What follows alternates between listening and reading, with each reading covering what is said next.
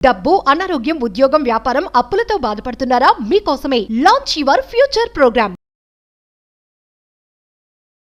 నమస్తే రమ్మగారు. నమస్తే జయ. రమ్మగారు, ఏదైనా ఒక మంచి కథ చెప్తారా? చందమామ కథ చెప్తాను. పూర్వం అంటే ఈ గ్రీసు ఆ ప్రాంతాల దేశాల్లో ఒక రాజుగారు ఉండేవాడు. ఈయన పరమ టక్కరివాడు, దొంగ. ఏం చేసేవాడు, ఈయన ఒక సముద్ర తీరంలో ఆయన తాలూకు రాజ్యం ఉంది. కోట గోడ అవన్నీ కూడా సముద్ర తీరంలోనే ఉన్నాయి. సముద్రం వీళ్ళ పక్క నుంచి వెళ్తుంది. ఈ సముద్రం మీద రకరకాల దేశాల పడవలు వెళ్తాయా, కొద్దిగా సుమారుగా ఉన్న పడవల్ని లాగేసేవాడు ఆయన. తక్కువ జనం ఉన్న పడవల్లో సంపద ఎక్కువ ఉంటుంది. జనాల్ని ఏదైనా చేసి సంపద అంతా చేరేసేసుకునేవాడు. అట్లా ఎంత సంపదో కూడబెట్టాడు. పశు సంపద విశేషంగా ఏమిటంటే ఈ ఒక ద్వీపం నుంచి ఇంకో ద్వీపానికి పశువుల్ని పడవల్లో తరలించేవాడు. ఈయనకు కుప్పలు తెప్పలుగా వెళ్తున్న పడవల నుంచి 2 పడవలు లాగిచ్చేసేవాడు. 100 పడవలు వెళ్తున్నాయి అనుకో, ఒక్కో దాంట్లో ఒక 25 ఉంటాయి. 2 లాగేస్తే ఆ 100 కుప్పలు అక్కడ అడంగుకి చేరేదాకా వాళ్ళు గుర్తే పట్టలేరు. అలా పశువుల్ని బాగా చేర్చాడు. క్రమంగా ఏమిటంటే ఆవులు కానీ ఏమైనా గొడ్లు ఉన్న కొందికి సంతానం వృద్ధి అవుతూ ఉంటుంది. ఈ ఏడాది 2 ఉంటే వచ్చే ఏడాదికి 3వది రాదు, వస్తుంది. ఆ పెయ్యి దూడలు పుట్టినాయంటే వాటికి మళ్ళీ సంతానం కలుగుతూ ఉంటుంది. అట్లా ఎన్ని ఆవులో చేర్చాడు. అయితే ఏమైంది, ఆ ఊళ్ళో ఈ రాజుగారి రాజ్యానికి ఒక కొసన, అంటే సముద్రానికి దగ్గరగా రాజ్యం ఉంది, అవతలకి ఒడ్డు మీదకి ఒక మంత్రగాడు ఒకడు ఉండేవాడు. ఈ మంత్రగాడు కూడా టక్కరి దొంగ. వాడు ఏం చేశాడు, రాజుగారి దగ్గర 800 ఆవులు ఉన్నాయి. ఒక 100 కొట్టేశాడు. 100 కొట్టేస్తే ఈ 100 ఆవులు మిస్ అయినాయని తెలుసుకున్నారు వీళ్ళు, పోయినాయని. సరే, ఆవుల్ని వెతకడానికి రాజుగారే స్వయంగా బయలుదేరాడు. ఎందుకంటే ఆయన అట్లా ఏదైనా వదిలిపెట్టే గుణం లేదు అతనికి. వచ్చేసరికల్లా ఈ మంత్రగాడి దగ్గర ఆవులు కనపడ్డాయి. లోపలికి వెళ్ళాడు. దీనిలాగా ఒక కొట్టంలాగా ఉంది, అక్కడికి వెళ్ళాడు.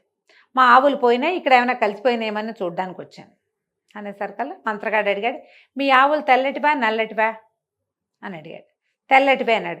అలాగా, మావన్నీ నల్లవేనండి, మా దాంట్లో కలవదు అన్నాడు. రాజు లోపలికి వెళ్ళి చూస్తే అన్నీ నల్ల ఆవులే ఉన్నాయి, తెల్లటివి కనపడతాయి కదా. ఓహో సరేలేని వచ్చేసాడు. కొన్ని రోజుల పైక మళ్ళీ 100 పోయినాయి. మళ్ళీ రాజు వెళ్ళాడు. మళ్ళీ మంత్రగాడి దగ్గరికి వెళ్ళాడు. మీ తెల్లటివా నల్లటివా అని ఇప్పుడు అడగలేడు. మీ వాటికి కొమ్ములు ఉన్నాయా లేవా అన్నాడు. అనేసరికల్లా మా వాటికి వేటికి కొమ్ములు ఏమంటే, అబ్బో మా వాటికి అన్నిటికీ కొమ్ములు ఉన్నాయి, కావాలంటే చూసుకోండి అన్నాడు. లోపలికి వెళ్ళి చూస్తే అన్ని ఆవులకి కొమ్ములు ఉన్నాయి. అయితే రాజుకి ఏమనిపించింది, కిందటిసారి నేను వచ్చినప్పుడు ఇన్ని లేవు, ఈసారి ఎక్కువగా ఉన్నాయి. అప్పుడు 100 చూశాడు, 200 చూస్తే ఎక్కువ కనపడదు. రాజు వెళ్ళిపోయాడు. కానీ ఆయనకు అనుమానంగానే ఉంది. 3వసారి మళ్ళీ పోయినాయి 100. ఈసారి ఏం చేశాడంటే రాజు, ఒరే ఒక పని చేయండిరా, మన ఆవులకి గిట్టల దగ్గర అన్నిటికీ ఘాట్లు కొట్టండి, అవి చూద్దామన్నాడు. సరే, రాజుగారు దగ్గరికి మళ్ళీ రాజుగారు వాడి దగ్గరికి వెళ్ళాడు.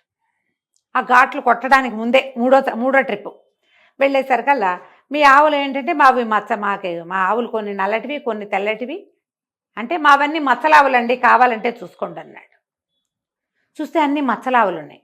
అదేంటి, కిందటిసారి ఫస్ట్ టైం చూసినప్పుడేమో తెల్లవా నల్లవా అన్నాడు, 2వ రకం అక్కడ ఉంది. కొమ్ములు ఉన్నాయా అంటే మా వాటికి ఉన్నాయి, మీ వాటికి లేవన్నాడు, అప్పుడు కొమ్ములు కనపడ్డాయి.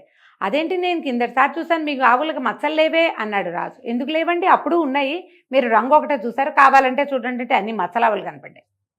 300. 4వసారి రాజు ఘాట్లు కొట్టించాడు గిట్టల దగ్గర. ఈసారి మళ్ళీ పోయినాయి 400. 100 పోయినాయి, అంటే 4వ 100 పోయిందనమాట. ఈయన మళ్ళీ పరిగెత్తుకుంటూ వచ్చాడు. వచ్చేసరికల్లా రాజు అన్నాడు, మీ దగ్గర నల్ల ఆవులు ఉండొచ్చు, తెల్ల ఆవులు ఉండొచ్చు, మచ్చలావులు ఉండొచ్చు, కొమ్ములు ఉన్నవి లేనివి ఉండొచ్చు, కానీ మా ఆవులకి వీటిల్లో గిట్టల్లో ఘాట్లు ఉన్నాయి, గిట్టలు చూస్తే తెలిసిపోతుంది అన్నాడు. ఈ మంత్రగాడు గబుక్కని రాజుగారి కాళ్ళు పట్టుకున్నాడు.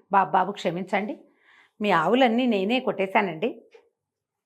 మరి నాకేమో ఆవులంటే చాలా ఇష్టం, పశు సంపదని వృద్ధి చేసుకోవాలనుంది, మీకు కనికట్టు చేయొచ్చు కదా, నేను చేయగలను కదా అని కనికట్టు చేశానంటే రాజు అడిగేది, అట చేసావు?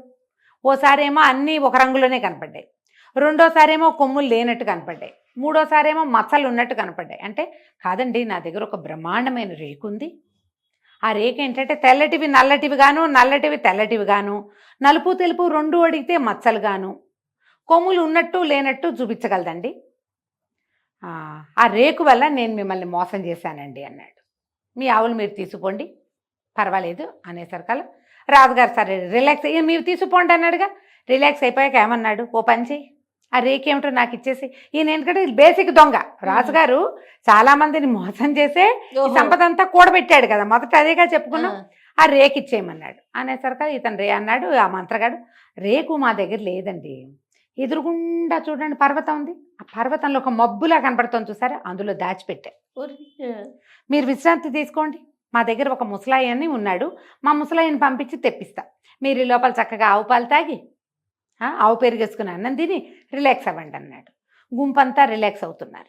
ఇంతలో ఏమైంది, కేకేశాడు మాయగాడు, ముసలయ్య వెళ్ళి రేకు తీసుకురా రాజుగారికి ఇద్దాం అని అన్నాక వీళ్ళకి తిండి ఏర్పాట్లు చేస్తున్నాడు. కాసేపు అయ్యాక లోపల నుంచి ఒక నలుపు తెలుపు ఉన్నటువంటి గడ్డము, నలుపు తెలుపుగా ఉన్న ఒక తల ఉన్న ఒక అతను వంగి నడుస్తూ బయటికి వెళ్ళాడు. ముసలయ్యని వెళ్ళమన్నాడు కదా రాజుగారు, జనమంతా ముసలయ్యే వెళ్ళాడు అనుకున్నారు. ముసలయ్య వెళ్ళాడు, నడుస్తున్నాడు, కొండెక్కుతూ కనపడ్డాడు. తర్వాత కనపడలా, దూరంగా ఉంది ఆ కొండ, కనపడదు. గంట అయింది, 2 గంటలైంది, 3 గంటలైంది, ముసలయ్య లేడు, ముతకాయ లేడు, ఎవడు రాడు. సరే సైనికులు అన్నారు, ప్రభు చీకటి పడిపోతుంది, మనం వెళ్ళిపోవాలి, ఆవులు తోలుకెళ్ళమంటారు అన్నాడు. రేకురా మరి అన్నాడు. రేకిస్తానన్నాడుగా. సరే అతను పిలవండి అన్నారు. ఏడి అతను లేడు. అంతా వెతకడం మొదలుపెట్టారు. ఆవులన్నీ అక్కడే ఉన్నాయి, ఆ మంత్రగాడు మాత్రం కనపడలా. ఇక్కడే ఉన్నాడని ప్రతివాడు చెప్తున్నారు, మాతోటే ఉన్నాడు, మేము నుంచి అందరి దగ్గర వాడు ఒకడే ఎటా ఉంటాడు, ఒకడు ఒక చోట ఉండాలి, మేము చూడలేదంటలా. ప్రతి గుంపు అదే చిన్న చిన్న సమూహాలుగా ఉంది. ఒక 10 మంది సైనికులు ఒక గుంపు, కత్తులు పెట్టుకునేవాడు ఒకడు, మన శూలాలు పట్టుకునేవాళ్ళు ఒకడు, ఇట్లా గుంపులు ఉంటాయా, ప్రతి గుంపు మాతో ఉన్నాడు అంటున్నారు. తీరా మొత్తం గుంపులని వాకిట్లో చేరితే ఒక్క చోట కూడా అతను లేడు. రాజుకు నవ్వొచ్చింది.